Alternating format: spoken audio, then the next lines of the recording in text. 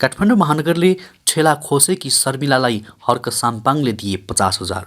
बढेर आयो इन्धनको मूल्य, निगम भन्छ यसपटक बढाउँदैनौँ। शताब्दी पुरुष जोशीको अन्तिम श्रद्धाञ्जलीमा प्रमुख शाह, नाइ नबन्नु ल 6 को छायाङ्कन बिहिबारदेखि कथावस्तुमा तन्नेरी प्रेम कथा पनि समेटियो।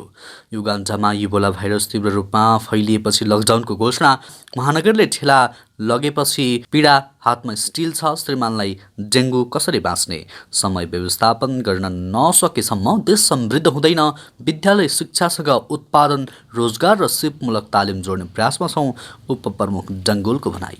नेपालको सहरी क्षेत्रको जनसङ्ख्या 66.08%। आज 67औं प्रहरी दिवस विभिन्न कार्यक्रम गरी मनाइँदै गरिबीको रेखामुनि रहेको जनसङ्ख्या 21 वर्षमा शून्यमा झार्ने लक्ष्य छ, देउबाको भनाई। यात्रु नभएको भन्दै जजिराले रोक्यो दैनिक उडान।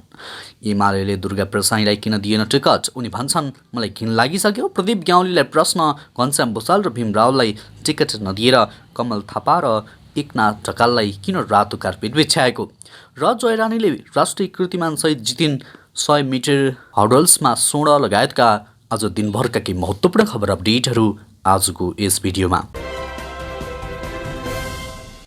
काठमाडौँ महानगरका प्रमुख बालेन्द्र शाह बालेनले शताब्दी पुरुष सत्यमोहन जोशीको पार्थिव शरीरमा अन्तिम श्रद्धाञ्जली दिएका छन्। ललितपुर महानगरको प्राङ्गणमा गरिएको श्रद्धाञ्जलीपछि शवयात्रामा प्रमुख शाह पनि सहभागी भएका थिए। त्यसपछि किस्ट कलेजमा पुगेर प्रमुख शाहले श्रद्धाञ्जली अर्पण गरेका हुन्। विगत 3 हप्तादेखि उपचाररत जोशीको असोज 30 गते आइतबार अस्पतालमै मृत्यु भएको थियो। जोशीले मृत्युपर्यन्त शरीर दान गर्ने इच्छापत्रमा हस्ताक्षर गर्नुभएकाले परिवारले उनको शरीर किस्ट अस्पतालले प्रदान गरेको छ। जोशीसँगै उहाँकी धर्मपत्नी राधादेवी जोशीले पनि शेषपछि अध्ययनका लागि शरीर दान गर्ने इच्छा व्यक्त गर्नुभएको पत्रमा हस्ताक्षर गर्नुभएको थियो। 100 वर्ष उमेर पुरा भएका व्यक्तिले शरीरले अध्ययनका लागि शरीर दान गरिएको हो। जोशीका छोराहरू डाक्टर पूर्णराज र अनुराजले उहाँको जन्मकुञ्जली शङ्खमुलस्थित बागमती नदी किनारमा लगेर जलाउनु भएको थियो। त्यस्तै अब अर्को समाचार। अफ्रिकी मुलुक युगान्डामा इबोला भाइरसको सङ्क्रमणका कारण लकडाउनको घोषणा गरिएको छ। युगान्डाको स्वास्थ्य मन्त्रालयका अनुसार गत सेप्टेम्बर 20मा पहिलो पटक यो प्रकोप देखा परेपछि त्यस यता 19 जनाको मृत्यु भएको बताइएको छ। महामारी नियन्त्रणका लागि लकडाउन गरिएको युगान्डाका राष्ट्रपति एबोरी मुसेभेनीले बताउनु भएको छ। इबोला प्रकोपको केन्द्रबिन्दुमा रहेका 2वटा जिल्लामा लकडाउनको घोषणा गरिएको हो। सो स्थानको यात्रामा प्रतिबन्ध, व्यक्तिगत यात्रामा रोक र रातको समयमा कर्फ्यू आदेश जारी गरिएको छ। त्यस्तै सार्वजनिक स्थानहरू बन्द गरिएका छन्। यसअघि विश्व स्वास्थ्य सङ्गठनले युगान्डामा इबोला सङ्क्रमण तीव्र रूपमा फैलिएको बताउँदै सचेत रहन त्यहाँको सरकारलाई निर्देशन दिएको थियो। त्यसमध्ये युगान्डाका 3वटा जिल्लामा सङ्क्रमण दर तीव्र रूपमा बढिरहेकाले सावधानी नअपनाएमा यसले विकराल रूप लिने WHOले चेतावनी दिएको छ। युगान्डामा सन् 2012 पछि पहिलोपटक इबोलाको प्रकोप फेरि बढेको हो। त्यस्तै अर्को समाचार। प्रतीक्षित फिल्म नाइ नबन्नु ल 6 को छायाङ्कन बिहिबारदेखि सुरु हुने भएको छ। निर्देशक विकास राज आचार्यले काठमाडौँको एक विद्यालयदेखि सुटिङ सुरु हुने जानकारी दिए। छायाङ्कन पूर्व कलाकारको समीकरण पनि पुरा भएको छ। आचल शर्मा, आशीर्वाद बराल, अनुभव रेग्मी, योगिसा अथर्व र एल्भिना प्रमुख भूमिकामा हुने भएका छन्। छैटौं श्रृङ्खलामा कथावस्तुमा हल्का फेरबदल भएको छ। बाल कथासँगै तन्नेरीको प्रेम कथालाई पनि समावेश गरिएको छ। जेबी व्याय, आशीर्वाद र आचल बीचको रोमान्सलाई पनि समेटिने भएको छ। तिहार बिदाको अवसर पारेर काठमाडौँको एक विद्यालयदेखि छायाङ्कन सुरु हुने जानकारी निर्देशक आचार्यले दिए।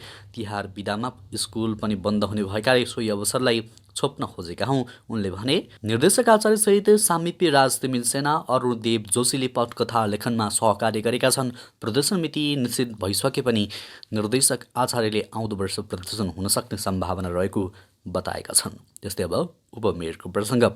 विद्यालय उमेरका बालबालिकालाई जीवनशैली, उद्यमशीलता र रोजगारसँग सम्बन्धित विषयमा सिपमूलक तालिम दिएर जीवन उपयोगी बनाउने महानगरको योजना रहेको उपप्रमुख सुनिता डङ्गोलले बताउनु भएको छ।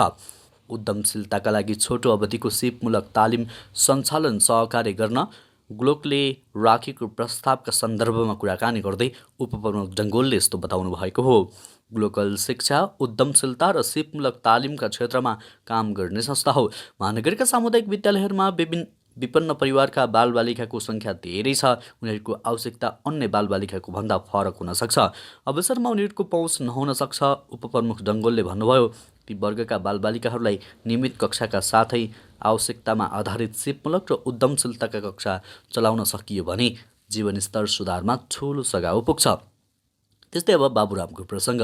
पूर्व प्रधानमन्त्री डाक्टर बाबुराम भट्टराईले समयको व्यवस्थापन गर्न नसकेसम्म देशको समृद्धि नहुने बताउनु भएको छ। Association of chartered accountant of नेपालले दिगो आर्थिक विकास विषयक राष्ट्रिय सम्मेलनमा बोल्दै उहाँले आर्थिक विकास र मुलुकमा उत्पादन बढाएर मात्रै मुलुकमा दिगो विकास गर्न सकिने बताउनुभयो।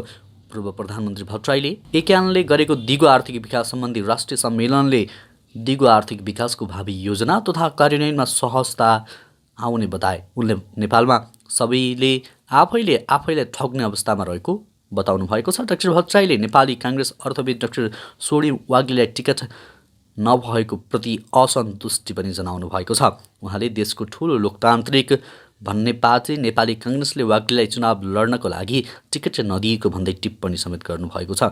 उहाँले डाक्टर वाग्ले जस्ता विद्वानहरूलाई निर्वाचन लड्नको लागि टिकट नदिए देश विकास असम्भव भएको पनि दाबी समेत गर्नुभयो। डाक्टर भट्टराईले बुद्धिजीवी र विकास गर्ने विज्ञहरूलाई राजनीतिबाट वञ्चित गर्ने हो भने देश विकास गर्न सम्भव नभएको बताउनु भएको हो। त्यस्तै अर्को समाचार। नेपाल आयल निगमले पेट्रोलियम पदार्थको मूल्य बढेर आए पनि तत्कालका लागि यथावत राख्ने जनाएको छ। इन्डियन आयल कर्पोरेसनले आइतबार पठाएको नयाँ मूल्यसूची डिजेल, पेट्रोल र हवाई इन्धनको मूल्य बढेर आएको निगमले जनाएको छ। निगमका अनुसार पेट्रोल प्रति लिटर ₹1.74, डिजेल ₹15.60 र हवाई इन्धन ₹10.25 बढेर आएको हो। डलरको मूल्य वृद्धि भएको र तेल उत्पादन कम्पनी ओपेकले उत्पादन कटौती गरेकाले मूल्य बढेर आएको निगमले जनाएको छ। आइओसीले प्रत्येक महिनाको 1 र 16 तारिखमा नयाँ मूल्य पठाउने गर्दछ। यसअघि 3 पटक मूल्य घटेर आए पनि निगमले घाटाप्रति भइ नसकेको भन्दै मूल्य घटाएको थिएन। त्यस्तै अब अर्को समाचार। बिहिबार थापाथाल स्थित प्रसुति गृहको गेटमा पानीपुरी बेच्दै आएकी शर्मिला तामाङको ठेला काठमाडौँ महानगरपालिकाको नगर प्रहरीले खोसेर लगेपछि त्यो घटना अझै सेलाएको छैन। हाल उनको दाहिने काँधमा स्टिल राखिएको छ। स्टिल राखिएकै कारण उनी गरुङको सामान उठाउन सक्दिनन्। काँधमा भार पर्ने काम उनलाई डाक्टरले नगर्नु भनेका छन्। एक्सिडेन्ट भएपछि हातमा स्टिल राखेका छ, त्यसैले काम पनि कसैले गर्न दिँदैन। उनी विवश हुँदै भन्छन्, हातको स्टिल झिक्ने पैसा त छैन, कसरी पसल थापेर बस्नु। उनी लमजुङबाट श्रीमानसँग 10 वर्ष अघि नै काठमाडौँ आएकी थिइन्। तर काठमाडौँमा काम नपाएपछि उनका श्रीमान लमजुङ नै फर्किए। लमजुङमै ज्यामी काम गरेर जिनोतिनो कमाएका थिए। खर्च धान्न नसकेपछि तामाङले अरूको घरमा ज्यालामा काम पनि गर्थिन्। काँधमा स्टिल राखेपछि त्यस्तै व्यवसाय गर्नुको विकल्प उनीसँग छैन। हाल उनका श्रीमानलाई पनि डेङ्गी भएको छ। बसोबास गर्ने सुकुम्बासी बस्तीको टहरा पनि उनको आफ्नो होइन, वर्षौँदेखि चिनेका एकजनाले उनलाई बस्नलाई दिएका थिए। यिनै कारणले पनि शर्मिला काम नगरी बस्न सक्दिनन्। त्यस्तै अब अर्को प्रसङ्ग। आज 67औं प्रहरी दिवस विभिन्न कार्यक्रम गरी मनाइँदैछ। नेपाल प्रहरीले आज आफ्नो स्थापना भएको 67औं वर्षको अवसरमा नेपाल प्रहरी प्रधान कार्यालय विशेष कार्यक्रम आयोजना गरिएको छ। कार्यक्रममा प्रधानमन्त्री शेरबहादुर देउवा, गृहमन्त्री बालकृष्ण खाँड, प्रधान सेनापति, नेपाल सरकारका मुख्य सचिव, संवैधानिक आयोगका प्रमुखहरू, पूर्व प्रहरी अधिकृत लगायतको उपस्थिति थियो। कार्यक्रममा अमर प्रहरी स्तम्भमा माल्यार्पण साथै हेलिकप्टरबाट पुष्पवर्षा गरिएको थियो। कार्यक्रममा 1 वर्षभित्र वीरगति प्राप्त अमर शहीदहरूको परिवारजनलाई पनि सम्मान गरिएको थियो। विक्रम सम्वत 2012 सालमा नेपाल प्रहरी सङ्गठनको स्थापना भएको थियो। त्यस्तै अर्को समाचार। नेपाल सहरी क्षेत्रको जनसङ्ख्या 66.08% पुगेको छ। सहरी विकास मन्त्रालयका सहसचिव रामचन्द्र दङ्गालले जनगणना 2078 को प्रारम्भिक तथ्याङ्क अनुसार सहरी क्षेत्रमा बसोबास गर्नेको जनसङ्ख्या 2068 को जनगणनाको परिणामभन्दा बढेको जानकारी दिए।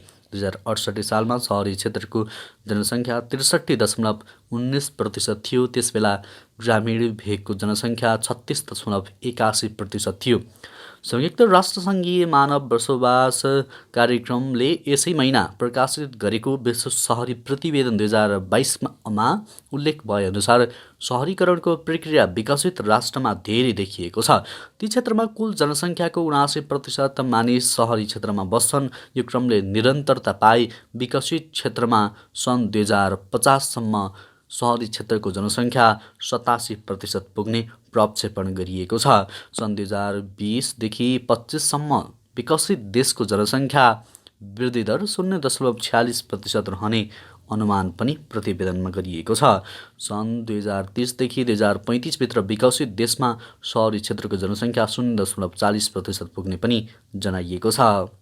त्यसैगरी अब अर्को समाचार। प्रधानमन्त्री शेरबहादुर देउवाले गरिबीको रेखामुनि रहेको जनसङ्ख्या 8 वर्षमा 5% भन्दा तल र विक्रम सम्वत 2100 वर्षमा शून्यमा झार्ने लक्ष्य लिई काम गरिरहेको बताएका छन्।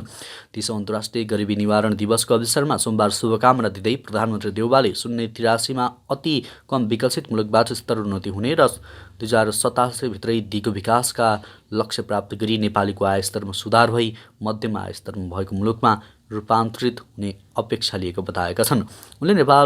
उनले नेपाल सरकारले गरिबी निवारणका लागि सहकारी क्षेत्रलाई एउटा प्रमुख माध्यम बनाई यसलाई उद्यमशीलता, उत्पादन र रोजगारीसँग आबद्ध गर्ने नीति लिएको बताएका छन्। मुलुकभरका गरिब परिवार पहिचान गर्दै गरिब तथा विपन्न घरपरिवारलाई राज्य सुविधा परिचय पत्र वितरण गरी राज्यद्वारा प्रदत्त सेवा सुविधालाई सोही परिचय पत्रसँग आबद्ध गर्ने र विपन्न परिवारको संरक्षण गरी गरिबीको रेखाबाट बाहिर ल्याउने नीतिलाई सघनता साथ अघि बढाएको प्रधानमन्त्रीको सन्देशमा उल्लेख गरिएको छ। त्यस्तै वर्गको समाचार। जजिरा एयरवेजले गौतम बुद्ध अन्तर्राष्ट्रिय विमानस्थलबाट दैनिक हुँदै आएको एकमात्र उडान पनि रोकेको छ। यात्रु नभएको भन्दै जजिराले दैनिक उडान सातामा 3 पटक गर्ने भएको छ। एयरवेजले असोजको 26, 27 र 28 गते हुनुपर्ने उडान रोकेपछि वैदेशिक रोजगारीमा जाने सहित अन्य यात्रु समेत प्रभावित भएका थिए।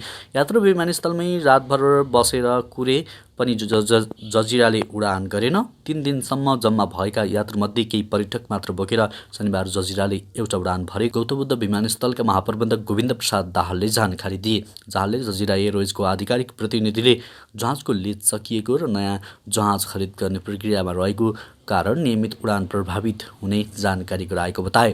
उनले अक्टोबर महिनामा जजिराले नियमित उडान गर्न नसक्ने बताउँदै त्यसपछि नियमित उडान हुने आश्वासन दिएको समेत बताएका छन्। त्यस्तै अर्को समाचार। स्वास्थ्य व्यवसायी दुर्गा प्रसाईले गत महिनासम्म झापा निर्वाचन क्षेत्र नम्बर 3मा एमालेबाट चुनाव उठ्ने चर्चा थियो। एमालेबाट टिकट पाउने चर्चा चलेपछि प्रसाई यो निर्वाचन क्षेत्रमा सक्रिय भएर खटिएका थिए। झापा 3 नेपाली काङ्ग्रेसका नेता तथा पूर्व उप प्रधानमन्त्री कृष्णप्रसाद सिटौला र राष्ट्रिय प्रजातन्त्र पार्टीका अध्यक्ष राजेन्द्र लिङ्गदेलसँग उनले प्रतिस्पर्धा गर्ने मात्र होइन आफूले नै चुनाव जित्ने दाबी समेत गर्दै आएका थिए। तर यो क्षेत्रबाट उम्मेदवारका लागि सिफारिस भएका प्रसाईलाई अन्तिममा एमाले टिकट नै दिएन। झापा 3मा 2 गठबन्धनको भिडन्त हुँदैछ। एमाले राप्रपा गठबन्धनबाट लिङ्गदेल र सत्तारूढ गठबन्धनबाट सिटौला चुनावी मैदानमा होमिएका छन्। गठबन्धन हुँदा राप्रपाको भाग परेपछि एमाले छाड्नु परेको एमाले झापा जिल्ला अध्यक्ष डम्बर कार्कीले बताए। गठबन्धनका कारण टिकट नपाएकाहरूलाई अन्य क्षेत्रमा व्यवस्थापन गरिने उनको भनाइ छ। हुन त प्रसाईले 2 साता अघि नै एमाले टिकट नदिएको सुइको पाइसकेका छन्। यस समय अगाडिसम्म निर्वाचन लड्ने सार्वजनिक अभिव्यक्ति दिए पनि एमाले टिकट नदिएपछि प्रसाईले अहिले राजनीति फोहोरी खेल लागेको छ। राजनीतिको फोहोरी खेलमा फस्न आफूले टिकटका लागि मरिहत्ते नगरेको उनले बताएका छन्। त्यस्तै आजको अन्तिम समाचार।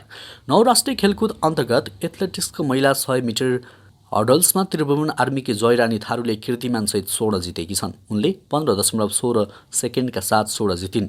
उनले आफ्नै कीर्तिमानी तोडेर नयाँ कीर्तिमानी बनाएकी हुन्।